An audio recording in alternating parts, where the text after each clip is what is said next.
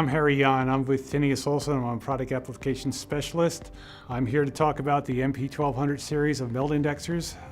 This is the latest in the line of Tinius Olsen melt indexers. Tinius Olsen has been manufacturing these machines since the 1950s. Shown here is the MP1200.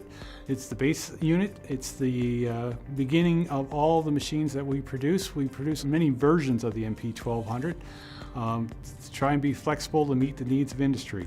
The basic MP1200 is usually used by people that have limited requirement for testing, or smaller companies that do a lot of testing on different types of materials, or a lot of times we'll sell these machines to people that are dealing with regrind and recycled material. Some of the standard features on the MP1200 include a 3-zone band heater, touch screen control panel, a bottom die release, a mirrored base plate to allow the operator to see what's going on without bending down. To increase the versatility, what we can do, we can add a motorized weight lift to the MP1200. We can also add the PPDT. We can also add the flow rate ratio system, which is based on procedure G of ASTM D1238. We can actually have a version now that's fairly new. It's called the selectable weight system, which allows the operator to simply pull a slide, select the weight they want to use, and the rest of the stack stays up there. So it eliminates the need for the operator to actually pick a weight up and place it on the piston to conduct a test. It's great for people that have health and safety requirements within a workplace. It's a safe option for doing your test. Same with the purge and clean. It's not required by the standards, but it will automate the process and make it move a little bit smoother and more consistent, particularly when you have a lot of operators in your lab. Even the base model can be connected to Tinius Olsen's Horizon test software. So you can use the software to run tests and save the data and recall it at any time when you need it. This MP1200 is configured to do a procedure B test according to the ASTM D1238 and ISO 1133. A procedure B test uses an option called a programmable piston displacement transducer, or we refer to it as a PPDT for short. What the PPDT does is measures the time it takes the piston to move a given distance. In an ASTM, the choices you have for distance and travel are 1/4 inch or inch. What this does is actually calculates the volume of material that is extruded through the die under the given test conditions of temperature and weight.